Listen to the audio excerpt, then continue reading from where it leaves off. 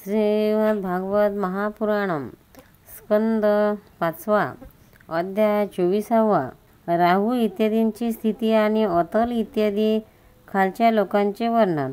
श्री शुक म्हणतात, परीक्षिता, काही लोकांचे म्हणणे आहे की सूर्यापासून 10,000 योजने दूर खालच्या बाजूस राहू नक्षत्राप्रमाणे फिरत आहे। भगवंताच्या कृपेने याने देवत्व आणि ग्रहत्व प्राप्त केले आहे। हा सिंहिका पुत्र स्वतः असुराध्यम असल्याकारणाने कोणत्याही प्रकारे या पदाला योग्य नव्हता। याच्या जन्म आणि कर्माचे वर्णन आपण पुढे करू।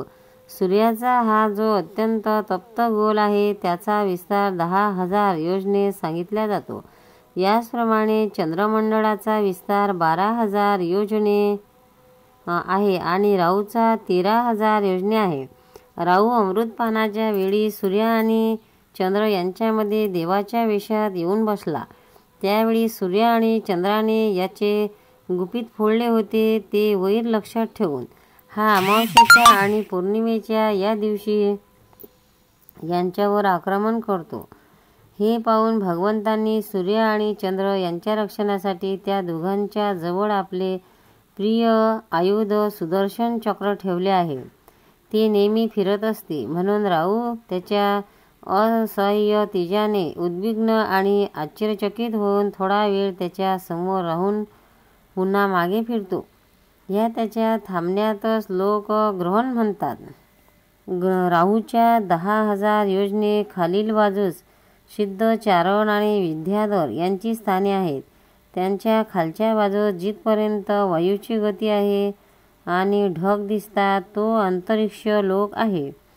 हे यक्ष, राक्षस, पिशाच, प्रेत आणि भूतांचे विहार करण्याचे स्थान आहे।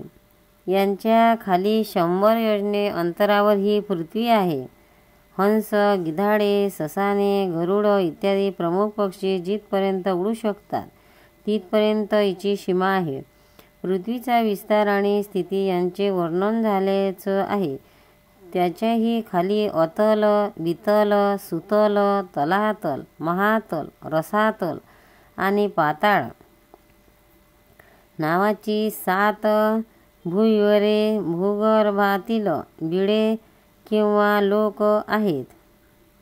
ही एकाखाली एक 10,000 योजने अंतरावर आहेत आणि यापैकी प्रत्येकाची लांबी रुंदी सुद्धा 10,000 योजने इतकीच आहे। भूमीखालील ही विवरे सुद्धा एक प्रकारचे स्वर्गच आहे। येथे स्वर्गापेक्षाही अधिक विषय भोग, ऐश्वर्य, आनंद, तानसुख आणि धनसंपत्ती आहे। येथील वैभवपूर्ण भवने, उद्याने आणि क्रीडा स्थानामध्ये दैत्य, दानव आणि नाग निरनिराळ्या मायामय क्रीडा करीत निवास करतात। हे सर्व गृहस्थ धर्माचे पालन करणारे आहेत। त्यांचे स्त्री, पुत्र, बंधू, बांधव आणि सैनिक यांच्यावर फार प्रेम करतात आणि नेहमी प्रसन्नचित्त असतात। त्यांच्या भोगामध्ये विघ्न आणण्याचे इंद्रादिकांनाही सामर्थ्य नाही। महाराज, या विवरात मायावी मयदानवाने बनवलेली अनेक नगरे सौंदर्याने झगमगत आहे। अनेक जातीच्या सुंदर सुंदर श्रेष्ठ रत्नांनी रचलेली चित्रविचित्र भवने, तट, नगराधारे, सभागृहे, मंदिरे, मोठमोठी अंगणे आणि घरे यांनी ही सुशोभित आहे। तसेच यांच्या फरशांवर नाग आणि असुरांच्या जोड्या तसेच कबूतर, पोपट, मैना इत्यादी पक्षी किलकिलाट करीत असतात। पाताळ अधिपतीची भव्य भवने व नगराची शोभा वाढवितात। तेथील बगीचे सुद्धा आपल्या शोभेने देवलोकातील उद्यानांच्या शोभेवर मात करतात। तेथे अनेक वृक्ष आहेत ज्यांच्यावरील सुंदर डहाळ्या फळ्या फुलांचे गुच्छ आणि कोमल अंकुरांच्या भारांनी झुकलेल्या असतात। तसेच त्यांना निरनिराळ्या वेलींनी आपल्या अंगपाशाचे बांधून ठेवले आहे। तेथे निर्मळ जलाने भरलेले जे अनेक जलाशय आहेत त्यात विविध पक्ष्यांच्या जोड्या विलास करीत असतात।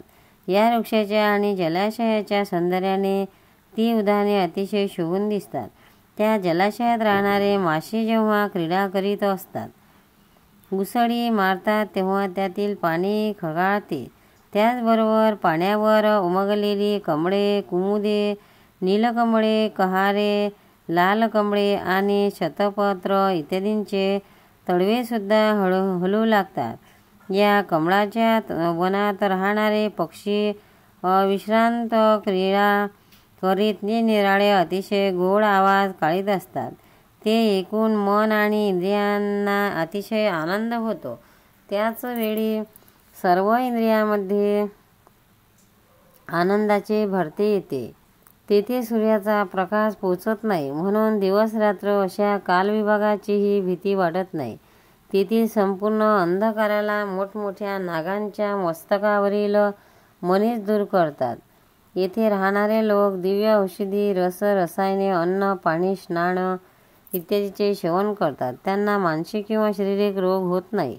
तसेच त्यामुळे सुरकुत्या पडणे, केस पिकणे, वृद्धावस्था येणे, देह कांतीहीन होणे, शरीरातून दुर्गंधी येणे, घाम येणे, थकवा येणे, थितिलता येणे, तसेच वयोमानानुसार अवस्था बदलणे असे कोणतेही विकार होत नाही. ते नेहमी सुंदर, स्वस्थ, तरुण, शक्तिसंपन्न असतात.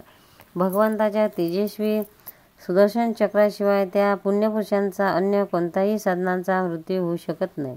सुदर्शन चक्र येताच त्यांच्या भयामुळे तेथील असुर स्त्रियांचा गर्भपात होतो.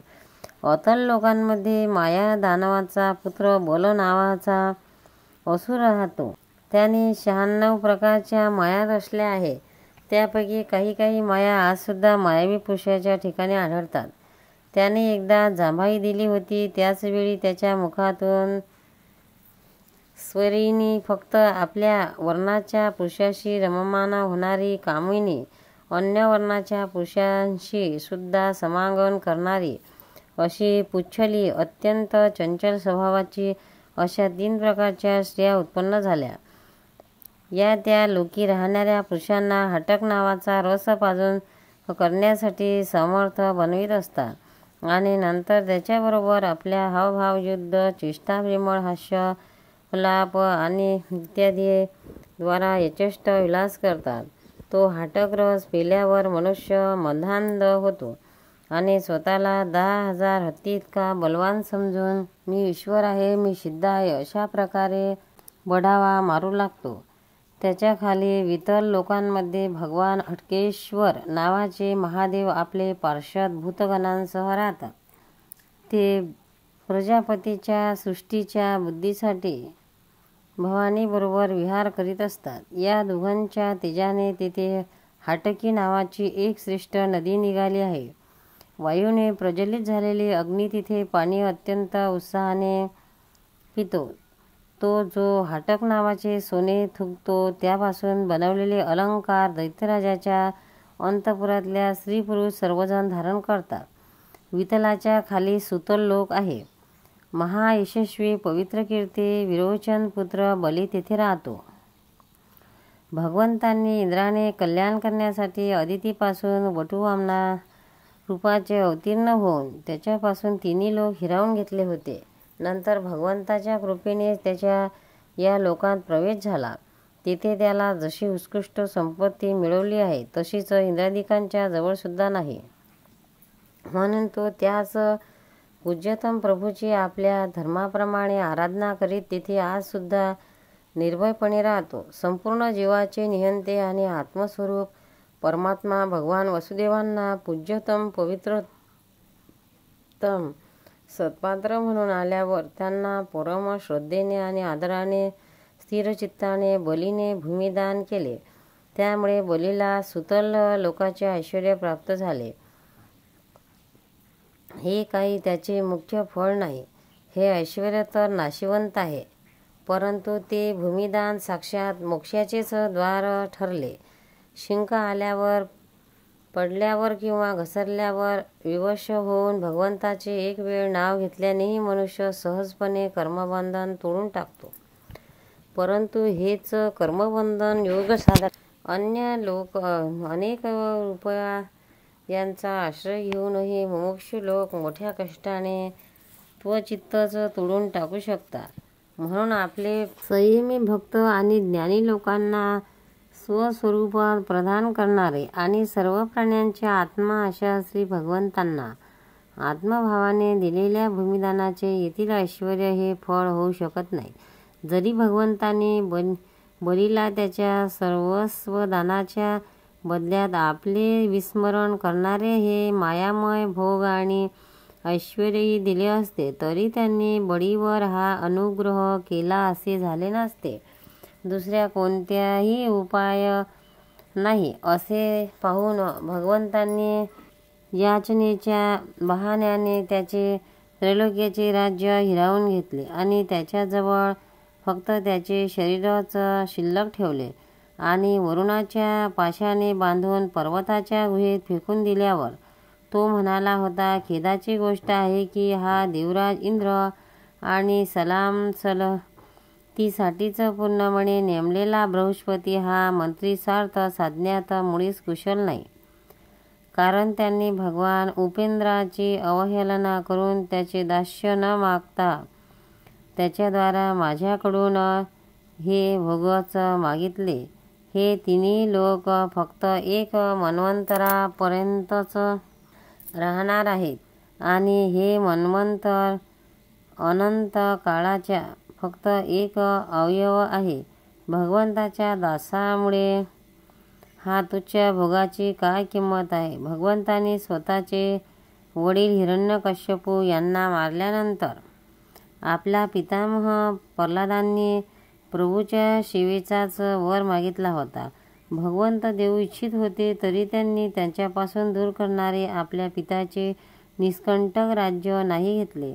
माझ्यावर ना भगवंताची कृपा ना माझ्या वासना शांत झालेल्या अशा स्थितीत माझ्यासारखा कोण पुरुष त्या महानुभावाच्या जवळ तरी जाण्याची इच्छा करील. या बलीचे चरित्र आम्ही पुढे 18व्या स्कंदात विस्ताराने सांगू. आपल्या भक्तासाठी भगवंताचे हृदय दयेने भरलेले असते, म्हणून अखिल जगाचे गुरु भगवान नारायण आहात. गदा घेऊन सुतल लोकात राजा बलीच्या दारावर राहतात. दिग्विजय करीत करीत एकदा रावण तेथे पोचला तेव्हा भगवंतांनी आपल्या पायाच्या अंगठ्यानेच त्याला लाखो योजने दूर फेकून दिले आणि बळीचे काम स्वतः केले. सुतल लोकांच्या खाली तलातल आहे, तेथे त्रिपुराधिपती दानवराज्य मय राहतो. त्रैलोक्याचे कल्याण करण्यासाठी भगवान शंकरांनी त्याची तिन्ही नगरे भस्म केली होती. नंतर त्याच्याच कृपेने त्याला हे स्थान मिळाले. हे मायावीचा परम गुरु आहेत आणि महादेवाच्या कृपेने सुरक्षित आहे, म्हणून त्याला सुदर्शन चक्रापासून सुद्धा भय नाही. तेथील निवासी त्याला पूज्य मानतात. त्याच्या खाली महातलामध्ये कद्रूपासून उत्पन्न झालेले अनेक डोकी असलेल्या सर्पांचा क्रोधवश नावाचा एक समुदाय राहतो. त्यामध्ये कुहक, तक्षक, कालिय, सुषेण इत्यादी मुख्य आहेत. त्यांचे फणे मोठमोठे आहेत. भगवंताचे वाहन पक्षीराज गरुड याला ते नेहमी घाबरतात. तरीसुद्धा कधीकधी आपले स्त्री, पुत्र, मित्र आणि कुटुंबाच्या संगतीत आनंदाने बेहोश होऊन इथे विहार करतात. त्यांच्या खाली रसातळात पाणी नावाचे दैत्य आणि दानव राहतात. त्यांना निवांत, कवच, कालेय आणि हिरण्यकश्यपवासी असे म्हणतात. हे देवाचे शत्रू आहेत. हे स्वतः जन्मताच मोठे बलवान आणि धाडसी असतात, परंतु ज्या हरीच्या तेजाचा प्रभाव सर्व लोकांमध्ये पसरलेला आहे त्याच्यामुळेच याचा बळाचा अभिमान संपूर्ण नाहीसा झाला असल्यामुळे हे सर्पाप्रमाणे लपून छपून राहतात. तसेच इंद्राची दूती शर्मा हिने म्हटलेल्या मंत्रवर्णरूप वाक्यामुळे इंद्रापासून नेहमी भिवून असतात. रसातळाच्या खाली पाताळ आहे. तेथे शंख, कुलिंक, महाशंख, श्वेत, धनंजय, धृतराष्ट्र, शंखचूड, कंबल, अयत्वर, देवदैत्य इत्यादी मोठे क्रोधी आणि मोठमोठ्या फणा असलेले नाग राहतात. त्यांच्यामध्ये वासुकी प्रमुख आहे. यापैकी कोणाला 5, कोणाला 7, कोणाला 10, कोणाला 100 आणि कोणाला 1000 फणा आहेत. त्याच्या फण्यावरील चमकणारे मणी आपल्या प्रकाशाने पाताळ लोकांचा सर्व अंधकार नष्ट करतात. गोपाल विष्णू भगवान की जय. भक्तांनो, व्हिडिओ आवडल्यास व्हिडिओला लाईक करा, शेअर करा, सबस्क्राईब करा. तसेच बाजूला असलेल्या बेलवर क्लिक करा, म्हणजे याच्यापुढील सर्व व्हिडिओ तुम्हाला सर्वात आधी मिळत जातील. जय श्री कृष्ण.